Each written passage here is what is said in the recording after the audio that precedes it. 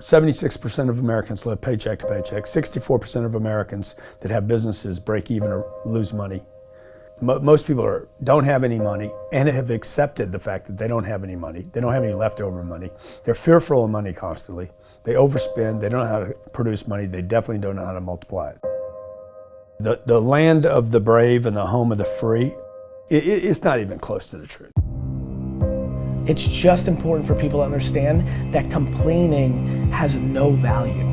And if you complain about not having enough money, work more. If you complain about not having work-life balance, spend more time on vacationing and your family. It's super simple. Let your actions dictate instead of sitting there and feeling like you're not in control. Poor people say, I can't afford it, I can't do that, I don't have time.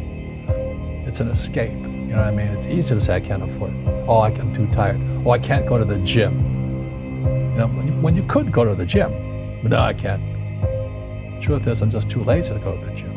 Money doesn't have value, right? And this is an important thing that most people don't immediately understand, is that money itself doesn't have value. Money is a vector for transmitting value. It's how you express value. But the value isn't in the money, it's in the product or service you bought with it, and it's in the labor you gave in order to acquire it in the first place. That's where the value comes from. There's nothing intrinsically valuable in the money. You shouldn't put money in a house, you should put money in your brand. You should put money in the marketing. You should promote yourself, not put money in where you and the kids live. Right. Why is that a mistake?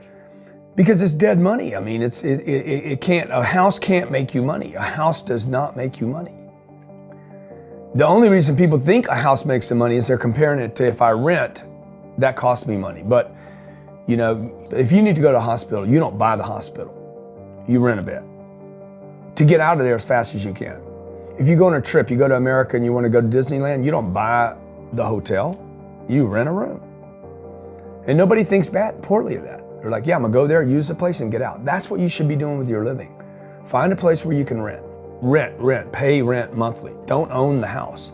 And take all the money that you would have put in that house purchase, down payment, extra money, fixing it up, use all that money to improve your business and yourself so that you can get more money. Right? So I see so many people here like, I'm gonna invest 300,000 pounds in a house to hopefully make $30,000, 30,000 pounds. Right. I'm gonna buy it for 300, maybe I'll sell it for 600,000. I'll double my money. Fixed in one place, by the way, where no money comes to you. Money does not go to homes. Right, and that's a big thing on your career is moving locations. Yeah, I've moved 5 or 6 times. I can move another 4 or 5 times. Because people who stay in the same place get too comfortable. If you study wealthy people, they're mercurial. They're moving, they're mobile. They're not talking, Warren Buffett and Bill Gates do not talk about the home they live in.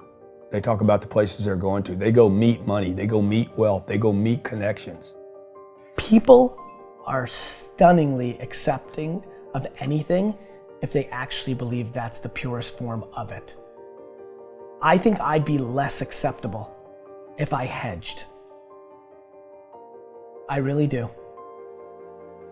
People will accept you. People accept everything. Just be you. Be you, and clearly people like react. When you're trying to fake something and you've got bad intent, well then that's visceral and we hate. But I actually think we don't give love to the person that actually knows they have it and they're trying to fake it to conform. Hence why I won't adjust to this market all the way, because I don't think I'll be respected.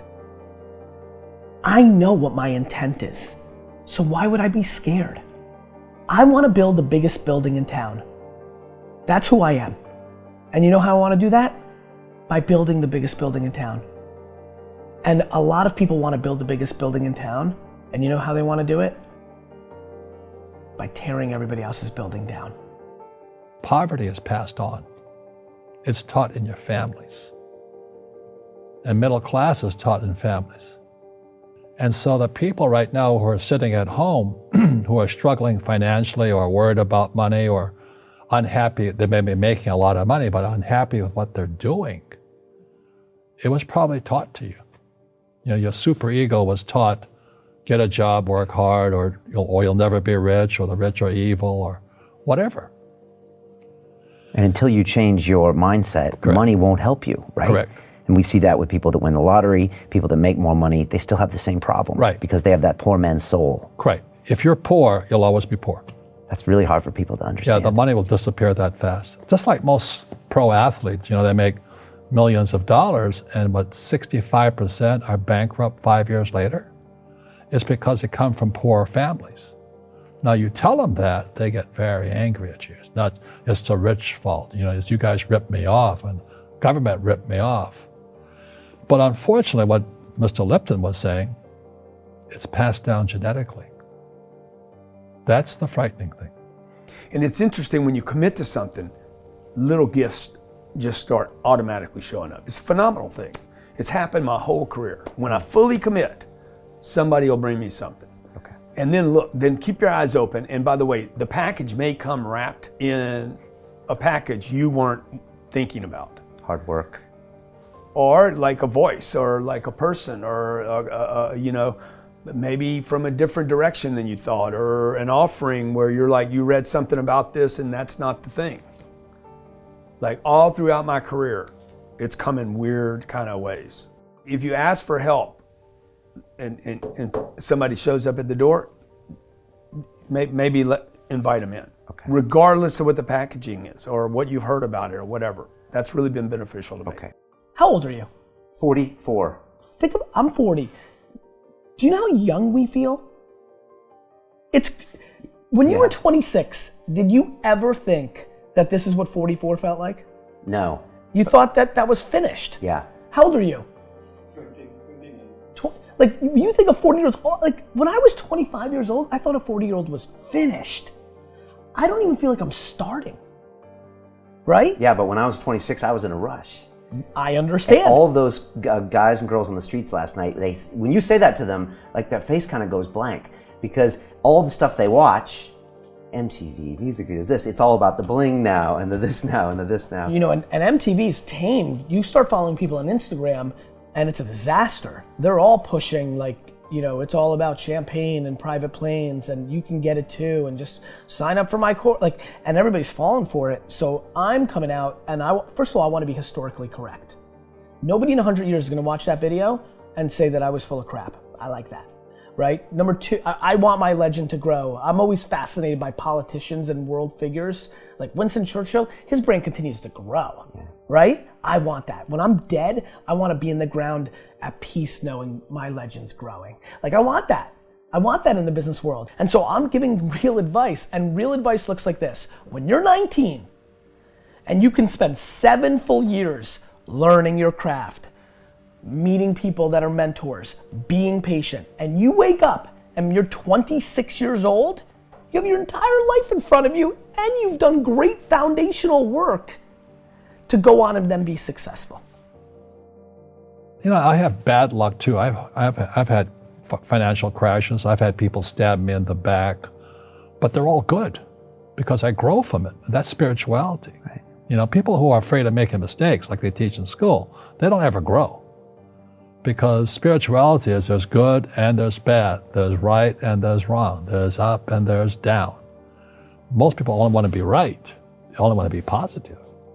Well, you can't have that. That's not reality. And the average person, the reason they're poor is they haven't failed. They play it so safe. They haven't made any mistakes like they taught in school. That means they don't learn anything. That's why the school system's actually fundamentally corrupt. It's anti-education. Right. Don't make mistakes and don't ask for help. And if I didn't ask for help, I have my accountants, my attorneys, my bankers and all that. I go into business like a rugby team. Boom, boom. And we kick butt. But the average guy is standing there, I'm an A student, I'm going to do this all on myself. And a bunch of rugby players run you over and you go, well, they're not playing fair. You know what, you're playing stupid. You should have a team. You should have accountants, attorneys, and bankers and all that stuff. But that's not the game I want to play. I said, then don't play the game. The game of business is played with accountants, attorneys, bankers, hate to say it, politicians. You got to know the game. I don't want to hustle. I want to prosper. I don't want to grind. I want to create a machine that monetizes. I'm not shameful of money. I want money. I want a lot of money. I want to give money away. I want to raise a lot of money. You can't do that if you're broke.